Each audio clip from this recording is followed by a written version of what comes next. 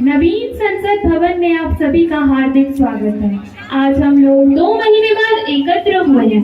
कई नवीन सदस्य उपचुनावों के माध्यम से निर्वाचित हुए हैं। महासचिव नए सदस्यों का शपथ ग्रहण अथवा प्रतिज्ञान कराएं। श्री आराध्य पाटिल जो महाराष्ट्र के नागपुर संसदीय क्षेत्र से युवा संसद के सदस्य निर्वाचित हुए हैं, अब आप शपथ ग्रहण अथवा प्रतिज्ञान करेंगे। श्री आराध्य Patil.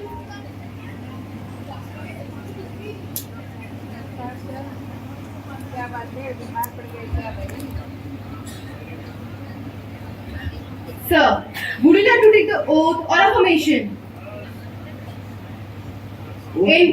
In which language would you like to take the oath?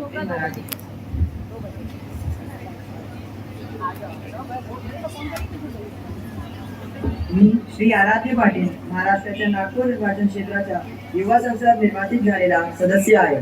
मी देवाची शपथ घेऊन सत्यनिष्ठेने प्रतिज्ञा करतो की मी देशाच्या विधिलिखित संविधानाप्रती आदर ठेवीन व देशाची एकता आणि प्रभुसत्ता राखून ठेवीन। त्याचप्रमाणे ज्या पदाला ग्रहण करणार आहे त्याच्या कर्तव्याला पूर्ण निष्ठेने निभावेन।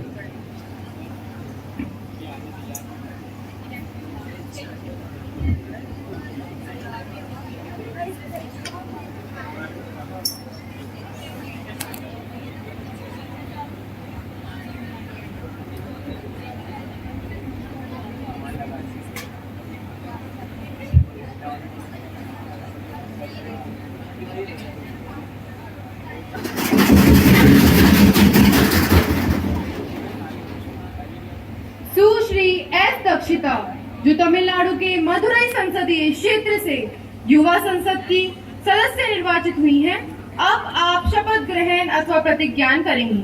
सुश्री एस दक्षिता।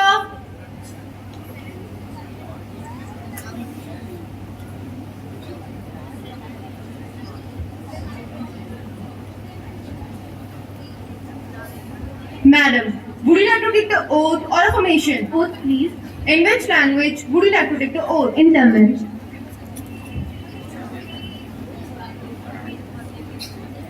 மக்கள் மன்றத்தில் உறுப்பினராக தேர்ந்தெடுக்கப்பட்ட எஸ் தக்ஷிதா என்னும் நான் சட்டப்பூர்வமாக நிறுவப்பட்டுள்ள இந்திய அரசியல் அமைப்பின் உண்மையான நம்பிக்கையும் பற்றுதலும் கொண்டு இருப்பேன் என்றும் இந்திய நாட்டின் இறையாண்மையும் ஒருமைப்பாட்டையும் நிலைநிறுத்துவேன் என்றும் நான் மேற்கொள்ள இருக்கும் கடமையை நேர்மையுடன் நிறைவேற்றுவேன் என்றும் உளமாற உறுதி கூறுகிறேன்।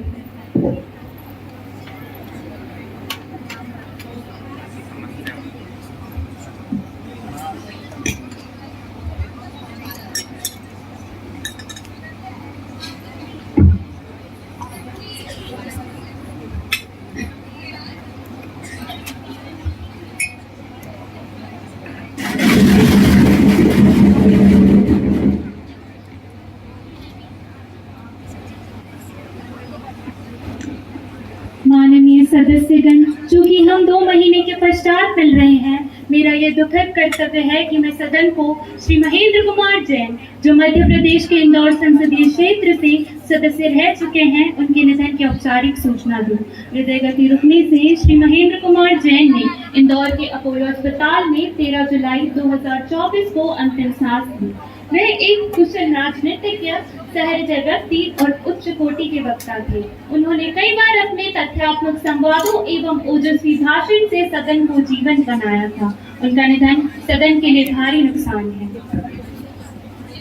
अध्यक्ष महोदया, मैं श्री महेंद्र कुमार जैन स्वयं तथा सरकार की ओर से श्रद्धांजलि अर्पित करती हूँ। महोदया, श्री महेंद्र कुमार जैन का जन्म एक गरीब किसान परिवार में हुआ।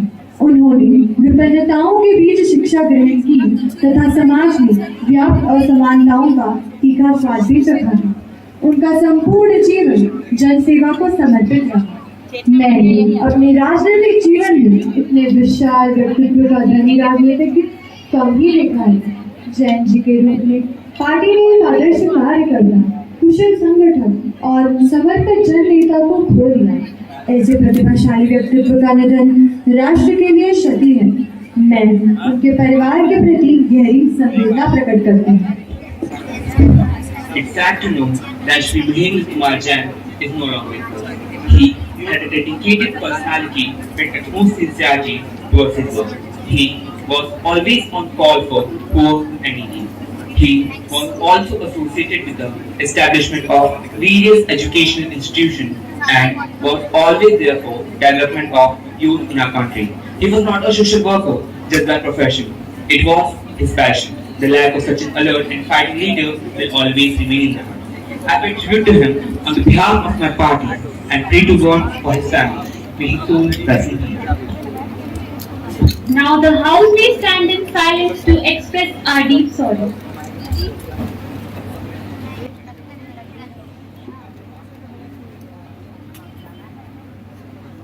Om Shanti. Secretary General, please convey the condolence message to the bereaved family. Yes, madam. Prime Minister to please introduce the new ministers. Honorable Speaker Madam, I have the pleasure of introducing to you and through you to the House, my colleagues, the new ministers, Ms. Pooja, Minister of Commerce and Industry, Ms. Hani Rathod, Minister of Law and Justice, Mr. Omkar, Tourism and Culture Minister. अब प्रश्नकाल शुरू होता है। प्रश्न संख्या 101 Shri B Ishan. Honorable Speaker Madam, will the Minister of Education be pleased to state that A. Whether the government has finalized the modalities for the establishment of PM3 schools across the country? If so, the details thereof. B. Whether the government has taken decision to establish 50 new Kendra Vidyalayas in the country? If so, the details thereof. माननीय शिक्षा मंत्री जी। Honorable Speaker Madam, through you, I would like to convey to the House that A and B. The Cabinet has approved of a centrally sponsored scheme named Pradhan Mantri Schools for Rising India, PM Shri, on the 7th of September 2022. These schools are to showcase the implementation of the National Education Policy 2020 and emerge as exemplar schools over a period of time and also offer leadership to other schools in the neighborhood. They will provide leadership in their respective regions in providing high quality education in an equitable, inclusive and joyful school environment that takes care of the diverse background, multilingual needs and different academic abilities of the children and makes them active participants of their own learning process as per the vision of NEP 2020. Under the scheme, there is a provision of setting up of more than 14,500 PM Shri schools by strengthening existing schools from among schools managed by central government, state, union territory government or local bodies. C and D. Opening of new Kendra Vidyalayas is a continuous process. The proposal for opening of a new Kendra Vidyalaya will be considered only if recommended by ministries or department of Government of India, state government or union territory administrations with commitment to provide requisite rent-free temporary building. The proposals are examined at various levels and are subject to approval of the competent authority as per extant rules and provisions. The detailed location list, state and union territory wise, has been made available on the official website of the Ministry of Education. Supplementary question Shri Rudras Tiwari. माननीय अध्यक्ष महोदया, क्या माननीय शिक्षा मंत्री जी यह बताने का कष्ट करेंगे कि पीएमसी विद्यालयों की क्या विशेषताएं हैं तथा सरकार द्वारा क्या विशिष्ट सुविधाएं दी जा रही है? माननीय शिक्षा मंत्री जी। माननीय अध्यक्ष महोदया, इन स्कूलों में अपनाए जाने वाली शिक्षण पद्धति अधिक अनुभवात्मक, समग्र, एकीकृत, खेल खिलौना आधारित, जिज्ञासा प्रेरित, खोज उन्मुख, चर्चा आधारित, शिक्षार्थी केंद्रित, लचीली एवं आनंददायक होगी।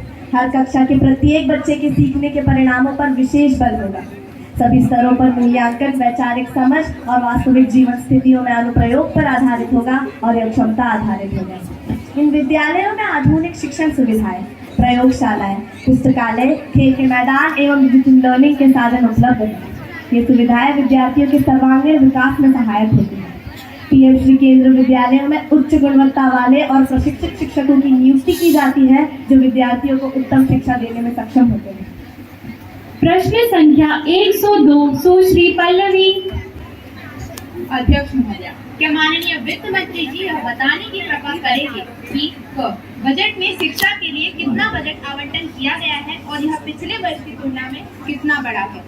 ख, सरकार ने बजट में स्वास्थ्य क्षेत्र के लिए क्या नई योजनाएं शुरू की हैं तथा ग, इस बजट में किसानों के लिए क्या विशेष प्रावधान किए गए हैं।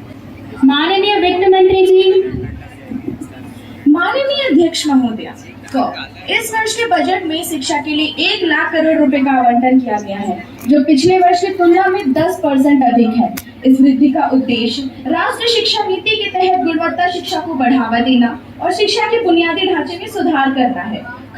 इस वर्ष के बजट में स्वास्थ्य क्षेत्र के लिए 75,000 करोड़ रुपए आवंटित किए गए हैं। इसके अलावा सरकार ने राष्ट्रीय डिजिटल स्वास्थ्य मिशन शुरू किया है, जिसके तहत सभी नागरिकों के लिए डिजिटल स्वास्थ्य कार्ड जारी किए जाएंगे, जिससे स्वास्थ्य सेवाओं की पहुंच में सुधार होगा। इस वर्ष के बजट में किसानों के लिए 1.5 लाख करोड़ रुपए का आवंटन किया गया है, जिसमें प्रधानमंत्री किसान सम्मान निधि के तहत किसानों को दी जाने वाली वित्तीय सहायता जारी की गई है और कृषि अवसंरचना को मजबूत करने के लिए नए कोष की स्थापना की गई है। supplementary question, Shri Divya Pal. Honorable Speaker, Madam. Well, the Finance Minister, please restate that what steps have been taken in this budget to control inflation. माननीय वित्त मंत्री जी, Honorable Speaker, Madam, several measures have been implemented in this budget to control inflation. The key steps including ensuring aggregate activities to keep the prices of food items and fuel under control and increasing the DMS allowance. Additionally, necessary policy changes have been made to maintain economic growth. प्रश्न संख्या 103 सुश्री कुहू। The Minister of Home Affairs be pleased to state A. The year-wise number of terrorist attacks in Jammu and Kashmir and Ladakh during last year. B. The number of casualties in terror attacks of Jammu and Kashmir and Ladakh during last year. And C. The steps taken by the government in order to prevent the recent state of targeted killings of citizens of Jammu and Kashmir, especially Kashmir bandits. माननीय गृह मंत्री जी, Honorable Speaker, Madam, through you, I would like to inform the House that A and B. During last 5 years, no terror attacks were reported in Union Territory of Ladakh. Therefore, questions of casualties in terror attacks does not arise. Details in respect of Union Territory of Jammu and Kashmir are as: terrorist initiated incidents were 30, total encounters were 24, civilians killed in terrorist initiated incidents were 30, civilians killed during encounters were 0, and security personnel were killed 11. C. The government has a policy of zero tolerance against terrorism, and security situation has improved significantly in Jammu and Kashmir. A robust security and intelligence grid is in place to thwart any attempt of terrorist attacks in Jammu and Kashmir. Further, steps taken by the government to prevent terrorist incidents and to safeguard the lives of civilians in the valleys include group security in the form of static guards, round-the-clock checking at Naka, at strategic point, night patrolling and area domination, identification of vulnerable spots, security arrangement through appropriate deployment of police, army, CBFS and intensified cordon and search operations. no more supplementary questions. प्रश्न संख्या 104 सुश्री वंशिका। माननीय अध्यक्ष महोदय, क्या विदेश मंत्री ये बताने की कृपा करेंगे कि कब क्या केंद्र सरकार को विदेशों में भारतीय छात्रों के विरुद्ध हिंसा की बढ़ती घटनाओं की जानकारी है? कब? यदि हाँ, तो पिछले 5 वर्षों के दौरान देश में कितने भारतीय छात्रों की विदेशी विश्वविद्यालय में मृत्यु हुई? और कब विदेशों में भारतीय छात्रों के विरुद्ध हिंसा की बढ़ती घटनाओं की जांच के लिए सरकार द्वारा क्या उपाय किए गए हैं और क्या उपाय किए जा रहे हैं? माननीय विदेश मंत्री जी, माननीय अध्यक्ष महोदय, विदेश में स्थित भारतीय केंद्रों के पास उपलब्ध आंकड़ों के अनुसार विदेश में भारतीय छात्रों के खिलाफ हिंसा में वृद्धि नहीं हुई। पिछले 5 वर्षों के दौरान विदेशी विश्वविद्यालयों में बनने वाले भारतीय छात्रों के साथ की कुल संख्या विदेशवाद सूची अनुबंध क में संलग्न है। इसके अनुसार विदेशों में 2023 में कुल 633 छात्रों की मृत्यु हुई, जिसमें हिंसा के कारण मरने वाले भारतीय छात्रों की संख्या केवल 19 थी। विदेश में भारतीय छात्रों को सुरक्षा एवं संरक्षण प्रदान करना भारत सरकार की सर्वोच्च प्राथमिकताओं में से एक है। विदेश में स्थित भारतीय केंद्र विदेशी विश्वविद्यालयों में पढ़ने वाले भारतीय छात्रों के साथ नियमित संपर्क बनाए रखते हैं। भारतीय केंद्र के प्रमुख और अन्य वरिष्ठ दूतावास अधिकारी भी भारतीय छात्रों और भारतीय छात्र संघों के साथ नियमित रूप से बातचीत करने के लिए अपने अपने अधिकार क्षेत्र के देशों के विश्वविद्यालयों और शैक्षणिक स्थानों का दौरा करते हैं। विदेश में भारतीय मिशन केंद्र उच्च शिक्षण के लिए विदेश जाने वाले भारतीय छात्रों को अपने यहाँ मदद पोर्टल पर पंजीकरण करने के लिए प्रोत्साहित करते हैं, ताकि उनकी शिकायतों तथा लंबित मुद्दों का समय पर तरीके से समाधान किया जा सके। छात्रों की शिकायतों का telephone call, walking, email, social media, 24/7 आपातकालीन हेल्पलाइन, मदद पोर्टल तथा ओपन हाउस के माध्यम से लगभग वास्तविक समय आधार पर समाधान किया जाता है।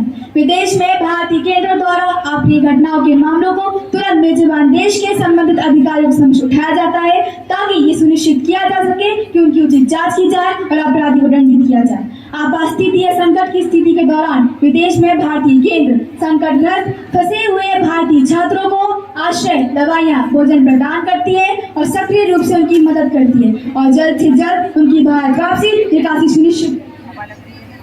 Supplementary question, Sushri Devika. Honorable Speaker Madam, will the Foreign Minister be pleased to state that the recent mission to safeguard Indian students in foreign countries? माननीय विदेश मंत्री जी। Honorable Speaker Madam, recently through the Vande Bharat mission Operation Ganga in Ukraine and Operation Ajay in Israel, Indian students stranded in various countries around the world were brought back to India. Many Indian students were also repatriated for Bangladesh by our High Commission. प्रश्न संख्या 105, सुश्री उन्नति।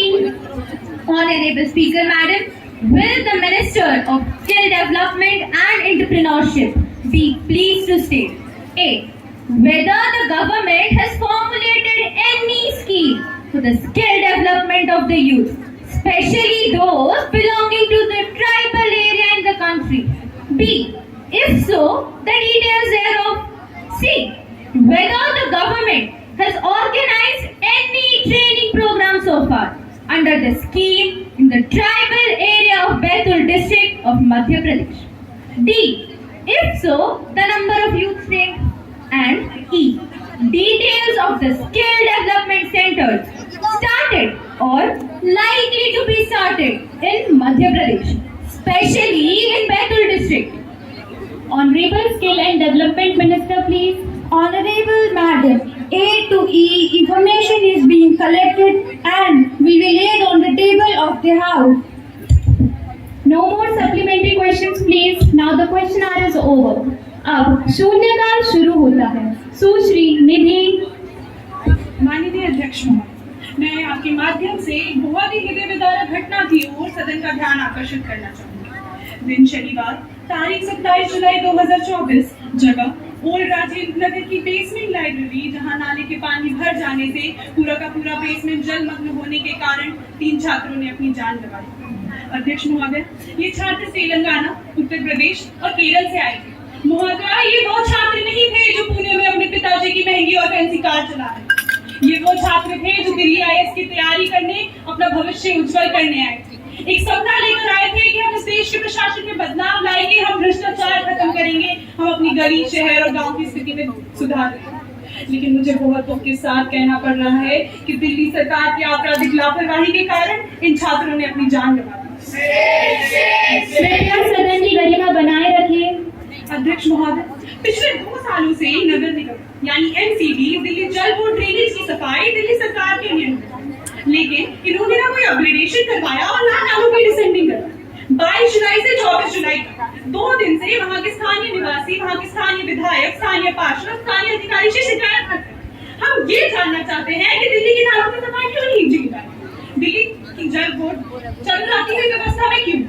अध्यक्ष महोदय, दिल्ली में अगर कोई भी घर बनता है और वहाँ थोड़ा सा भी कंस्ट्रक्शन ज्यादा हो जाता है तो MCD वाले तुरंत आते हैं, पर यहाँ इतने बड़े पैमाने पर इलीगल सेंटर पर सेंटर बने जा रहे हैं और किसी को पता तक नहीं चला या देखकर भी देखा कर दिया। साल देश के अलग अलग कोने से गरीब परिवार के बच्चे अपनी आंखों में IAS बनने का सपना लेकर दिल्ली आते हैं, लेकिन दिल्ली सरकार ने इन छात्रों के लिए कोई कानून नहीं बनाई, कोई स्कीम नहीं बनाई। ये बहुत बड़े भ्रष्टाचार का मामला है जो मैं आपके माध्यम से यहाँ पेश करूँ। और मेरा गृह मंत्रालय से अनुरोध है कि एक जांच समिति बनाई जाए और दोषी अफसरों पर उचित कार्रवाई की। सुश्री साक्षी। धर्म की बातों में हम हैं अक्सर उलझे हुए, धर्म की बातों में हम हैं अक्सर उलझे हुए, पड़ोसी के दंश को कोई क्यों ना समझे दिल से। हुकूमत की चुप्पी ने उठाए लाखों सवाल है, हुकूमत की चुप्पी ने उठाए लाखों सवाल है। क्या यह सच है कि दर्द से हम बिल्कुल अनजान है, दर्द से हम बिल्कुल अनजान है। माननीय अध्यक्ष महोदया, मैं वर्तमान में बांग्लादेश में हिंदुओं की दयनीय स्थिति पर सदन का ध्यान आकर्षित करना चाहती हूँ। वर्तमान में बांग्लादेश में राजनीतिक और सामाजिक अस्थिरता ने अल्पसंख्यकों, विशेष रूप से हिंदुओं की स्थिति को और जटिल बना दिया है। बांग्लादेश में हिंदू अल्पसंख्यक समुदाय को विभिन्न चुनौतियों का सामना करना पड़ रहा है। वर्तमान में राजनीतिक अस्थिरता के कारण धार्मिक आधार पर भेदभाव, जमीनी विवाद और हिंसा की घटनाएं इस समुदाय के लिए चिंताजनक है। कुछ रिपोर्टों के अनुसार धार्मिक चरमपंथियों द्वारा हिंदू घरों, मंदिरों, व्यापारिक प्रतिष्ठानों पर हमले किए गए। महोदया, ये सभी घटनाएं हिंदू समुदाय में असुरक्षा की भावना को बढ़ा रही है। जमीन पर कब्जा, व्यापारिक रुकावटें और सामाजिक भेदभाव से जीवन स्तर पर नकारात्मक प्रभाव पड़ रहा है। महोदया, इस समय बांग्लादेश में हिंदुओं की सुरक्षा और उनके अधिकारों की रक्षा के लिए न केवल सरकार को बल्कि समाज के हर एक वर्ग को मिलकर काम करना होगा। सामाजिक समरसता और कानूनी संरक्षण के माध्यम से ही इस संकट का समाधान संभव हो सकता है। अतः मेरा सरकार से निवेदन है कि बांग्लादेश में हिंदुओं की सुरक्षा को सुनिश्चित किया जाए तथा भारत से भारतीयों की स्वदेश वापसी के लिए उचित कदम उठाए जाए। Honorable Speaker Madam, a serious breach of privilege has been committed by the leading newspaper of Bhopal. While commenting on the recommendations of the Public Accounts Committee, the paper has attributed motives, and I request you to allow me to raise a question on that matter now. Miss Pragya, having given notice of it earlier, you may give due notice along with a copy of newspaper cutting and I shall consider it. You cannot spring a surprise on me like this. I have already given the notice of it at 10 a.m. today. It will be examined. When it comes to me, I shall consider it and let you know my decision. Now, papers to be laid on the table. Honorable Youth and Sports Minister, please. Honorable Speaker Madam, I beg to lay on the table a copy of each of the following paper in English and Hindi version. A. Detailing mark of grants of the Ministry of Youth Affairs and Sports for the year 2024-2025. B. Outcome budget of the Ministry of Youth Affairs for the year 2024-2025.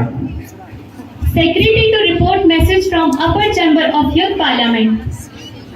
Honorable Speaker Madam, I have to report a message received from the Secretary General of Rajya Sabha. I am directed to inform the Lok Sabha that the Rajya Sabha at its sitting had on the 9th August 2024 agreed without any amendments to the Digital Personal Data Protection Bill which was passed by the Lok Sabha on the 7th August 2024. Honorable members, at the outset, I have to make an announcement on my own behalf and on behalf of the honorable members of the House. I have great pleasure to welcome His Excellency Mr. Mohit Chhetri, Speaker of the National Assembly of the Republic of Nepal,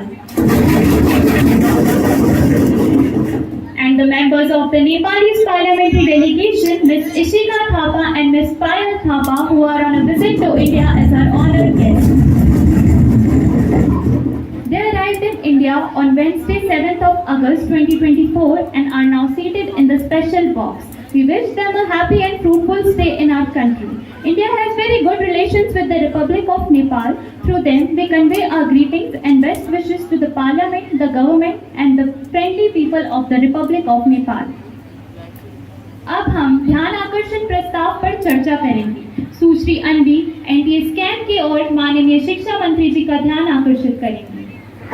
किताबों में जो हमने पढ़ा, सपनों में जो हमने गढ़ा, आशा थी कि मेहनत से हमारा भविष्य चमकेगा, आशा थी कि मेहनत से हमारा भविष्य चमकेगा, लेकिन जब पेपर लीक हुआ, न्याय का तराजू हिला, मेहनत की पराकाष्ठा को धोखे का तमाचा मिला।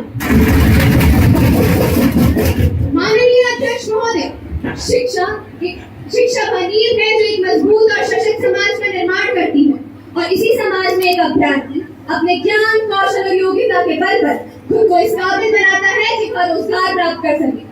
यह रोजगार उसे न केवल सामाजिक और आर्थिक रूप से सशक्त बनाता है, बल्कि उसका एक सपना भी होता है। लेकिन जब अखबार की सुर्खियों में परीक्षा का घोटाला छपता है, तो न केवल यह सपना टूटता है, बल्कि एक ईमानदार प्रतियोगी के संबल और साहस पर की चोट लगती है। जब उम्मीदों के दिए अन्याय की हवा से बुझने लगते हैं, तब प्रश्न उठता है शिक्षा प्रणाली की गुणवत्ता पर, उसकी निष्पक्षता पर, उसके साख और विश्वास पर। महोदय, नीट, यूजीसी, नेट जैसी महत्वपूर्ण परीक्षाओं के प्रश्न पत्रों का लीक होना सरकार की संस्थागत विफलता है। माननीय महोदय, मैं चाहती हूँ कि माननीय शिक्षा मंत्री जी इस पर अपना वक्तव्य दें। माननीय शिक्षा मंत्री जी। माननीय अध्यक्ष महोदय, मैं विपक्ष के नेता द्वारा लगाए गए आरोपों का जवाब देना चाहती हूँ। हमारी सरकार नीट पेपर लीक के विषय को लेकर पूरी तरह संवेदनशील और सतर्क है। हम किसी एक भी बच्चे के साथ अन्याय नहीं होने देंगे। हमने इस मुद्दे पर तत्काल कार्यवाही की है। एनटीए के चीफ को हटा दिया गया है। जांच के लिए कमेटी गठित की गई है और देश के सर्वोच्च न्यायालय ने भी अब अपना फैसला सुना दिया है। लेकिन विपक्ष अभी भी इस मुद्दे को उठा रहा है। तो क्या वो खुद को सर्वोच्च न्यायालय के विजन से भी ऊपर समझते हैं? हमारी सरकार ने इस मुद्दे पर पारदर्शिता और निष्पक्षता से काम किया है और अब आगे भी ऐसा ही करेंगे। मैं विपक्ष से अपील करती हूँ कि वह राजनीति से ऊपर उठकर इस मुद्दे पर सहयोग करे और हमारी सरकार के प्रयासों को स्वीकार करे। एनटीए ने जेईई और अन्य प्रतियोगी परीक्षाओं का सफलतापूर्वक आयोजन किया है, जो इसकी क्षमता और निष्पक्षता को दर्शाता है। हमारी सरकार ने नौजवानों के हित में काम किया है और आगे भी करती रहेगी। हम शिक्षा प्रणाली को और मजबूत बनाने के लिए प्रतिबद्ध हैं। सुश्री महिमा। माननीय अध्यक्ष महोदय, मेरे राज्य उत्तर प्रदेश में जितनी भी परीक्षाएं हुई, सभी के पेपर लीक हुए हैं। हाल ही में आयोजित देश की सबसे प्रतिष्ठित परीक्षा नीट का पेपर भी लीक हो गया। आखिरकार पेपर लीक क्यों हो रहे हैं? सच्चाई यह है कि ये सरकार देश के नौजवानों का भविष्य नहीं बनने देना चाहती है। जनता चाहती है कि ये सरकार हर समस्या के लिए बीते कल को जिम्मेदार ठहराने के बहाने छोड़े और आने वाले कल की बात करे। सरकार परीक्षाओं के पेपर लीक न होने की गारंटी कब लेगी? अगर हमारी संस्थाएं निष्पक्ष होगी तो हमारा लोकतंत्र न केवल स्वस्थ बल्कि और मजबूत दिखाई देगा। सुश्री मानसी। शाम तक सुबह की नजरों से उतर जाते हैं, शाम तक सुबह की नजरों से उतर जाते हैं, इतने समझौतों पर जीते हैं कि ज़मीर भी मर जाते हैं, कि ज़मीर भी मर जाते हैं। माननीय अध्यक्ष महोदया, पेपर लीक होने की 3 मुख्य वजह है। बिका हुआ सरकारी तंत्र, निजी प्रिंटिंग प्रेस और भ्रष्टाचार का अड्डा बन चुके अधीनस्थ सेवा चयन आयोग। नीट प्रोफेशनल एग्जाम को सरकार ने कमर्शियल एग्जाम में बदल दिया है। 7 सालों में 70 बार पेपर लीक हुआ है या इंस्टीट्यूशनल फेलियर है। छात्र अपनी परीक्षा की तैयारी करने के लिए सालों साल लगा देते हैं। उनका परिवार आर्थिक और भावनात्मक रूप से उनका समर्थन करता है। और नीट के बारे में सच्चाई तो यह है महोदया, छात्र परीक्षा पर विश्वास नहीं करते क्योंकि वे आश्वस्त है कि यह परीक्षा केवल और केवल अमीर लोगों के लिए बनाई गई है, ना कि मेधावी विद्यार्थियों के लिए। सुश्री अनुष्का। माननीय अध्यक्ष महोदया, एनटीए जिसे नेशनल टेस्टिंग एजेंसी का नाम देकर जिसका गठन किया गया था कि वह युवाओं के भविष्य के लिए कुछ कारगर कदम उठाएगी, पारदर्शिता से परीक्षा कराएगी, आज उसी एनटीए का full form no trust anymore हो गया है। कोई भी विद्यार्थी आज इस एनटीए पर विश्वास नहीं कर रहा। मुझे पता है कि क्या पीड़ा होती है जब सालों की आपकी मेहनत पर पानी फिर जाए क्योंकि एक एग्जामिनेशन का एक पेपर लीक हो जाता है। तब से दिल नहीं टूटता महोदया, तब से दिल नहीं टूटता। एक विद्यार्थी, एक इंसान पूरा टूट जाता है, उसका मनोबल टूट जाता है। आज उस मनोबल को हम सबको मिलकर मजबूत करने की आवश्यकता है। आज मैं उन 35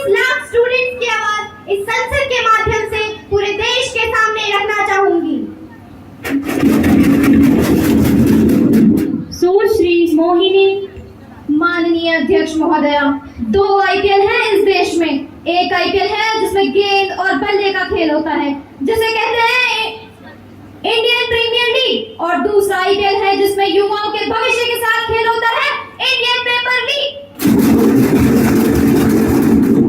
और आज मैं उसकी पूरी सूची लाई हूँ कि कैसे युवाओं के भविष्य को सिक्योर करना तो छोड़िए, उसे बर्बाद करने का काम किया गया। और उस सूची में नाम पढ़ के आपका ध्यान आकर्षित करना चाहूंगी कि क्या क्या हमने हमारे देश के युवाओं को दिया है। पहला व्यापम स्कैम, दूसरा यूजीसी नेट पेपर लीक, तीसरा Telangana secondary school certificate examination Hindi paper leak. अध्यक्ष महोदय, मेरे राज्य असम का HSC/LC general science paper leak, Gujarat headline exam paper leak, UP PSC paper leak, Haryana police constable exam paper leak. यह लिस्ट बहुत लंबी है। कृपया सुश्री मोहिनी को अपनी बात पूरी करने दें। और तो और अध्यक्ष महोदया, इस साल नीट 2024 का पेपर भी लीक। मैं सरकार से पूछना चाहूंगी कि परीक्षा की पवित्रता पर आघात कब तक होता रहेगा? माननीय शिक्षा मंत्री जी, नए किरदार आते जा रहे हैं मगर नाटक पुराना ही चल रहा है। माननीय अध्यक्ष महोदय, आज यहाँ पेपर लीक के बारे में बात हो रही है तो मैं यहाँ याद दिलाना चाहती हूँ कि जब रिमोट से सरकार चलाई जा रही थी तब 2010 में शिक्षा सुधार के लिए 3 बिल लाए गए थे, जिसमें से एक था prohibition of unfair practice bill 2010। मैं विपक्ष से यह जानना चाहूंगी कि ऐसी कौन सी मजबूरी थी कि उस बिल को समाप्त करना पड़ा? क्या यह किसी निजी मेडिकल कॉलेज के दबाव में था या उनकी दी गई घूस के दबाव में किया गया था? महोदय, विपक्ष ने अपने संबोधन में पेपर लीक को एक बड़ी समस्या बताया है। मेरी अपेक्षा थी कि वह राजनीति से ऊपर उठकर इस मुद्दे पर अपनी बात रखता, लेकिन दुर्भाग्य से इतना संवेदनशील और महत्वपूर्ण मुद्दा भी इन्होंने राजनीति के भेंट चढ़ा दिया। तो इससे बड़ा दुर्भाग्य और क्या हो सकता है? Members kindly maintain the decorum of the house. मैं मेरे देश के नौजवानों को आश्वस्त करती हूँ कि आपको धोखा देने वालों को यह सरकार छोड़ेगी नहीं। मुझे खेद है कि इस प्रकरण से विद्यार्थियों के दाखिले में विलम्ब हुआ। महोदया, यदि खेद व्यक्त करने से काम चल जाता तो हम भी आपके साथ खेद व्यक्त कर लेते। सरकार ने इस विषय में क्या कार्रवाई की है? माननीय शिक्षा मंत्री जी को अपनी बात पूरी करने दें। मेरे देश के नौजवानों के भविष्य के साथ खिलवाड़ करने वालों को सख्त से सख्त सजा मिले, इसके लिए एक के बाद एक एक्शन लिए जा रहे हैं। सरकार परीक्षा से जुड़ी संस्थाओं, उनके कामकाज के तरीके, परीक्षा की पारदर्शी प्रक्रिया सभी में बड़े सुधार करने की दिशा में काम कर रही है। केंद्रीय अन्वेषण ब्यूरो या CBI को नीट यूजी परीक्षा 2024 में कथित अनियमितताओं की जांच सौंपी गई है। केंद्र सरकार देश में शैक्षिक सुधार और पूरी तरह से पारदर्शी परीक्षा तंत्र लाने के लिए प्रतिबद्ध है। इन गड़बड़ियों के खिलाफ संसद में सख्त कानून भी हमने बनाया है। मैं बड़े गर्व के साथ आज कहना चाहती हूँ कि हमारी सरकार पेपर लीक को रोकने के लिए 5 फरवरी को लोक परीक्षा अनुचित साधन निवारण अधिनियम 2024 लाई, जिसमें 10 साल की जेल का प्रावधान है और 1 करोड़ रुपए तक का जुर्माना रखा गया है। महोदया, यह साफ दिखाई देता है कि विपक्ष अपनी आलोचना से और अपनी टिप्पणियों से देश की जनता को गुमराह करना चाहता है। माननीय उच्चतम न्यायालय के आदेश से यह साबित होता है कि NDA द्वारा आयोजित परीक्षा में किसी भी तरीके की अनियमितता नहीं हुई। महोदया, मैं सदन के माध्यम से विद्यार्थियों और अभिभावकों को आश्वस्त करती हूँ कि हम परीक्षा की पारदर्शिता और निष्पक्षता को बनाए रखने के लिए प्रतिबद्ध हैं। हमारी सरकार विद्यार्थियों के हितों की रक्षा के लिए हर संभव कदम उठाएगी और जरूर उठाएगी। सदन में नेता प्रतिपक्ष श्री राज बड़ोदिया सरकार के प्रति अविश्वास प्रस्ताव रखना चाहते हैं। श्री राज बड़ोदिया, आप सदन से अनुमति ले लें। माननीय अध्यक्ष महोदया, माननीय सदस्यगण, मैं सदन में सरकार के खिलाफ अविश्वास प्रस्ताव रखने की अनुमति चाहता हूँ। जो सदस्य इस प्रस्ताव के पक्ष में है वे कृपया अपने हाथ उठाएं। सदन की कुल सदस्य संख्या का 10% से अधिक भाग इस प्रस्ताव के पक्ष में है, अतः अविश्वास प्रस्ताव रखने की अनुमति दी जाती है। श्री राज बड़ोदिया। कहाँ तो तय था चिरागा हर एक घर के लिए, कहाँ तो तय था चिरागा हर एक घर के लिए, कहाँ चिराग मैसर नहीं शहर के लिए। माननीय अध्यक्ष महोदया, यह अविश्वास प्रस्ताव लाते समय विपक्ष को कोई प्रसन्नता नहीं हो रही, परंतु जब देश के हालात बदहाली की स्थिति में पहुंच रहे हो, महंगाई चरम पर हो, सीमा पार से घुसपैठ पर लगाम न हो पा रही हो, देश भर के किसानों को आत्महत्या के लिए मजबूर होना पड़ रहा हो, कृषि उत्पादन में गिरावट दर्ज हो रही हो, तो ऐसे में देश की व्यवस्था चलाने वाले इन सफेद पोत नेताओं को सत्ता का सुख भोगते हुए देश की जनता नहीं देखना चाहती। अध्यक्ष महोदय, किसी भी सरकार का मूल्यांकन 5 बिंदुओं पर किया जाता है।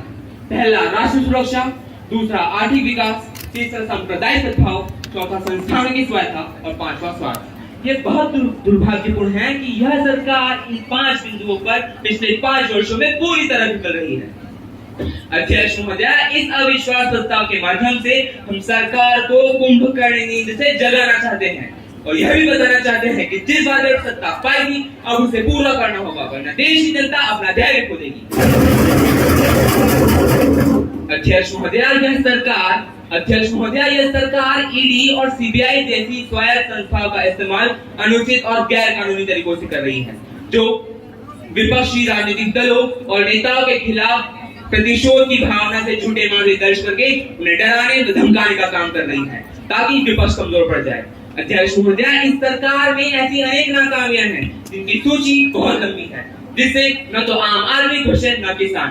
अध्यक्ष महोदय, ऐसी सरकार को पद पर रहने का कोई नैतिक हक नहीं, इसे तो असफलता स्वीकार करते हुए स्वयं इस्तीफा दे देना चाहिए। राज जी, आपकी समय सीमा समाप्त हो चुकी है। जी महोदय, मैं इन 2 पंक्तियों के माध्यम से अपनी वाणी को विराम देना चाहूंगा कि सिर्फ हंगामा खड़ा करना मेरा मकसद नहीं है, मेरी कोशिश है कि ये सूरत बदलनी चाहिए। सुश्री आहना। माननीय अध्यक्ष महोदय, बढ़ती हुई महंगाई और घटती हुई कमाई को देखकर मुझे आधार कार्ड की नहीं बल्कि उधार कार्ड की जरूरत महसूस हो रही है। महोदय, मैं सरकार के खिलाफ अविश्वास प्रस्ताव के समर्थन में बोलने के लिए खड़ी हूँ, क्योंकि सरकार महंगाई में नहीं बोलती, इकोनॉमिक ग्रोथ के आंकड़े तो बोलती है लेकिन पर कैपिटा इनकम पर नहीं बोलती। अर्थव्यवस्था जब 5वें पायदान पे पहुंचती तो भी पर कैपिटा इनकम में देश 141वीं रैंक पर रहता है। क्या देश की संपत्ति चुनिंदा पूंजीपतियों के हाथ में सिमटती जा रही है?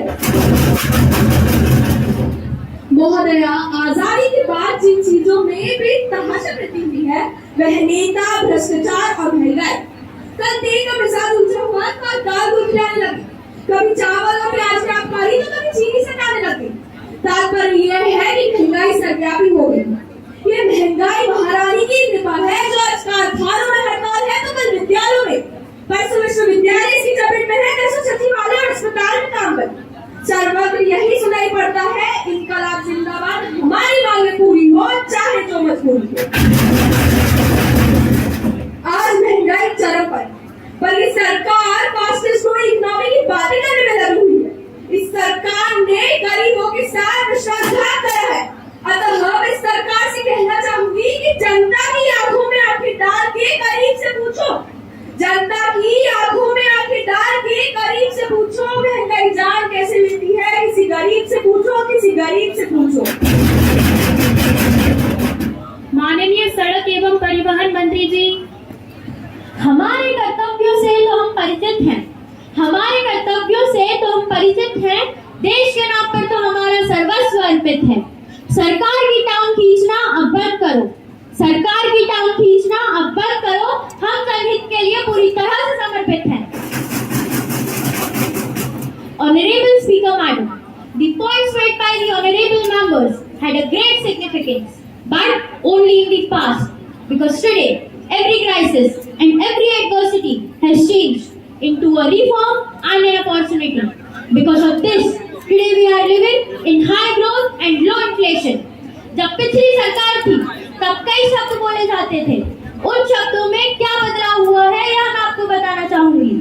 आज से 5 साल पहले तक लोग कहते थे बिजली आएगी, अब बिजली पहले कहते थे गैस कनेक्शन मिलेंगे, अब करोड़ों लोगों को मुफ्त में गैस कनेक्शन। पहले कहते थे गांव में सड़कों का निर्माण कराएंगे, आज हर गांव में शानदार सड़कों का निर्माण। पिछली सरकार ने जनता को कई झूठे सपने दिखाए थे जो कभी पूरे नहीं किए, पर हमारी सरकार ने उन सपनों को साकार करने का काम किया है।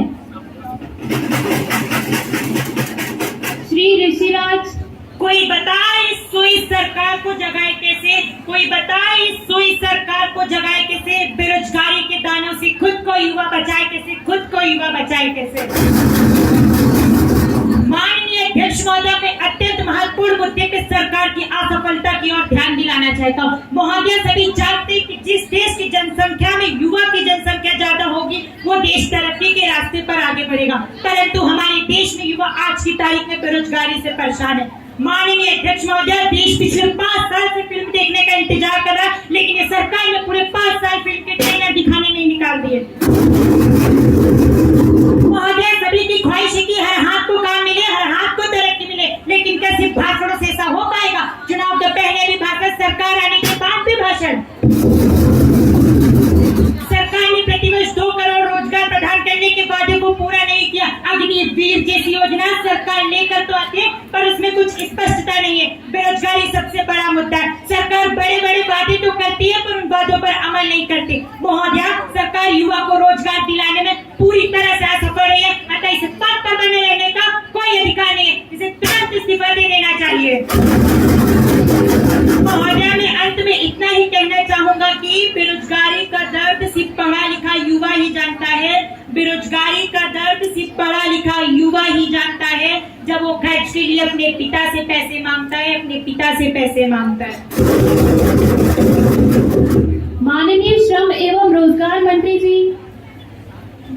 Honorable Speaker Madam, the allegations being made by my opposition colleagues are baseless. The youth they are talking about has brought us to this threshold of power, and we have fulfilled the promises made to them. In 5 years, our government has carved out a niche in the hearts of people through its work. Employment generation coupled with increasing employability is the priority of government. Accordingly, the government has taken various steps to generate productive employment in the country. Digital India, Make in India, Pradhan Mantri Kaushal Vikas Yojana, Pandit Deen Dayal Upadhyay Gramin Kaushal Yojana, Atmanirbhar Rozgar Yojana, etc. are the flagship programs of government to generate productive employment opportunities. With regard to employment, I would like to tell you that our vision is to transform our youth from job seekers to job creators. We started promoting startup culture from the year 2016. With the effort of our government, India has emerged as the 3rd largest startup hub in the world. We have increased the employability of 1.37 crore youth by imparting them skill training. सुश्री यशोदा सैनी।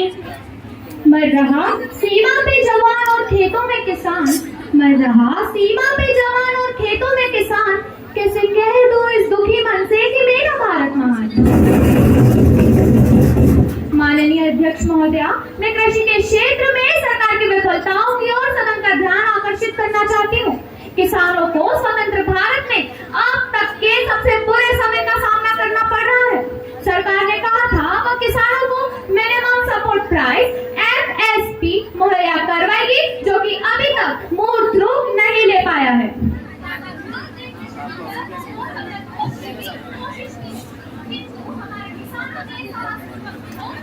और अंततः सरकार को कृषि विधेयकों को वापस लेना पड़ा। सरकार ने किसानों की आय 2 गुनी करने का वादा अब तक पूरा नहीं किया।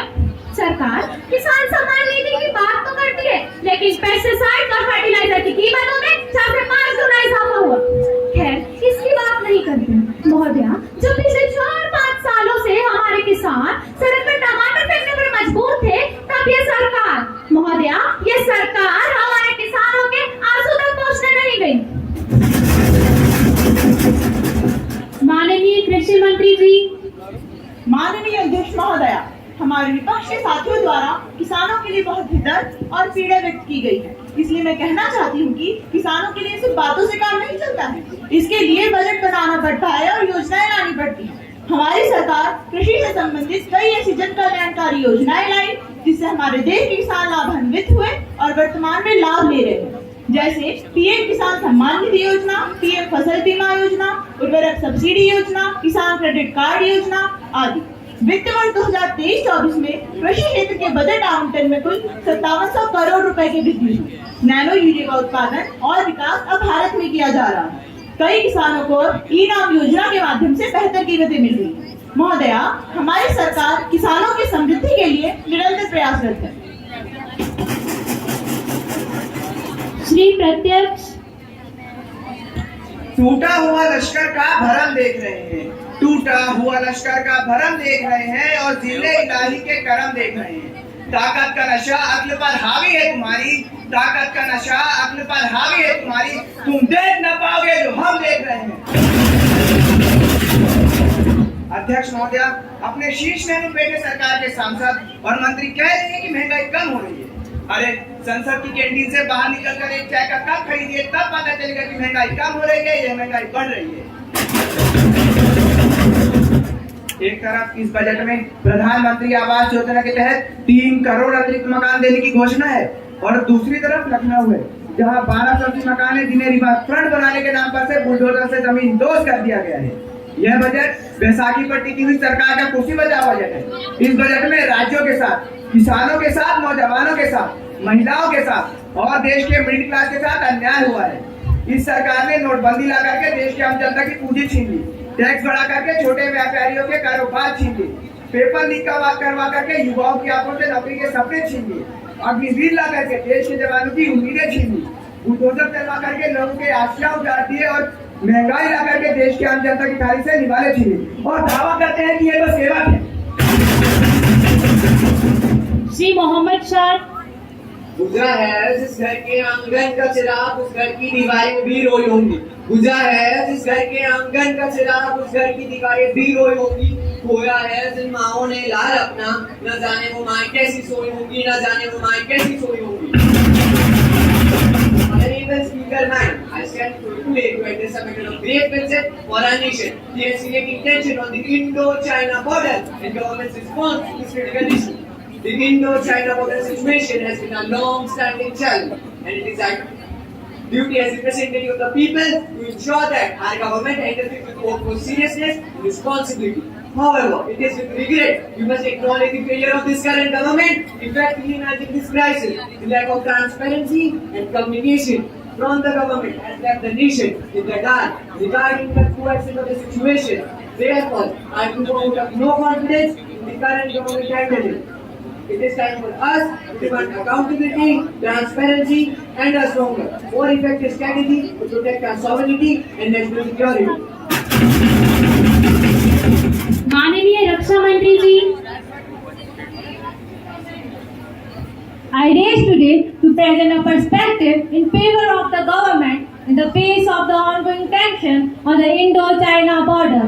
While this is indeed a challenging and complex issue, it is important to acknowledge the government's efforts and commitment to safeguard our nation's interests.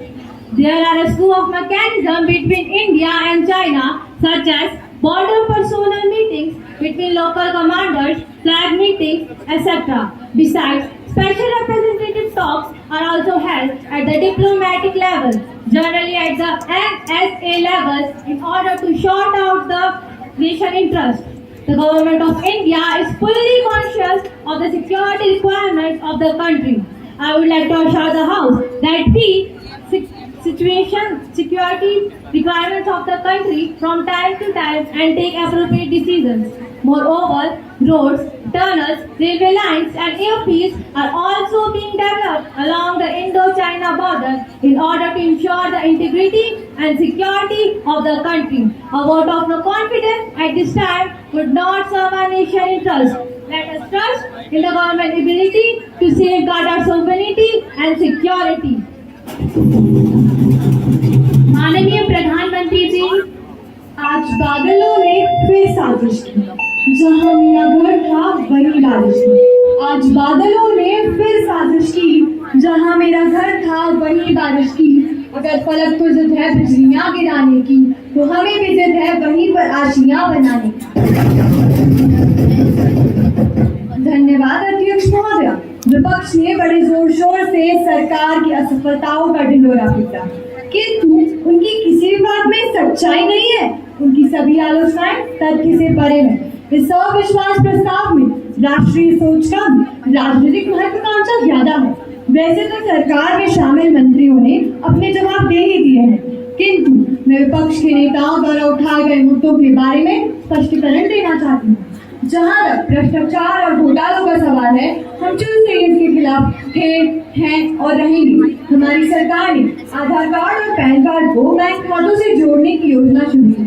इससे आयकर विभाग को फर्जी या बेनामी खातों को पकड़ने में बड़ी सफलता मिली। प्रधानमंत्री जन धन योजना के तहत हमारी सरकार ने 47 करोड़ बैंक खाते खुलवाए। अब सरकार की तरफ से जो पैसा जनता को मिलता है वह सीधे उनके बैंक खातों में जाता है। हमने बिचौलियों को साफ कर दिया है। पारदर्शिता और जवाबदेही हमारी सरकार की विशेषता है। और महोदया, जिनके खुद के बही खाते बिगड़े पड़े हैं वो भी हमसे हमारा हिसाब लिए फिरते हैं। स्वच्छ भारत अभियान ने पूरे देश में स्वच्छता के प्रति जो वातावरण बनाया है वह सराहनीय है। WHO की रिपोर्ट के अनुसार स्वच्छ भारत अभियान के जरिए 3 लाख लोगों को मरने से बचाया गया है। हम अपनी राष्ट्रीय सुरक्षा को लेकर भी बहुत सचेत हैं। बॉर्डर पर कड़ी सुरक्षा सुनिश्चित की है। पड़ोसी मुल्कों की तेरी नजर भी हम सहन करने वालों में से नहीं है। पाकिस्तान और चीन के सीमा पर किए जाने वाले हमले एवं अतिक्रमण को कभी पूरा नहीं होने देंगे। माननीय अध्यक्ष महोदया, मेरी सरकार हर मुद्दे पर सफल हुई है, लेकिन फिर भी सरकार की सभी योजनाओं में विपक्ष ने अविश्वास जताया। शायद उनकी फितरत ही ऐसी है। स्वच्छ भारत अभियान हो, मेक इन इंडिया हो, डिजिटल इंडिया हो, स्टार्टअप इंडिया हो और अन्य सभी योजनाओं का मजाक उड़ाया गया, लेकिन हमारी सरकार की योजनाएं सफल हुई और देश की जनता को इन योजनाओं का लाभ भी मिल रहा है। विपक्ष को लगता है कि वह नाम बदलकर देश पर राज कर लेंगे। ना, गरीब को चारों तरफ उनका नाम तो नजर आ रहा है, लेकिन उनका काम कहीं नजर नहीं आ रहा। विश्वास प्रस्ताव की आड़ में जनता के विश्वास को तोड़ने की विफल कोशिश की गई है। इन्हें गरीब की भूख की चिंता नहीं है। जी महोदया, इन्हें गरीब की भूख की चिंता नहीं है, यह सत्ता की भूख है जो इनके सर पर सवार होकर बोल रही है। इन्हें देश के युवाओं के भविष्य की चिंता नहीं है, इन्हें केवल और केवल अपने राजनीतिक भविष्य की चिंता है। अध्यक्ष महोदया, विपक्ष ने सरकार की आलोचना करते हुए कहा कि हमारी सरकार के लिए देश से पहले सत्ता का सुख है। तो मैं आपके माध्यम से इन्हें याद दिलाना चाहती हूँ कि जब इनकी सरकार थी तब परिवारवाद की नीति अपनाई गई थी। इनके लिए देश से पहले दल है, परिवार है, किंतु हमारी सरकार ऐसी नहीं है।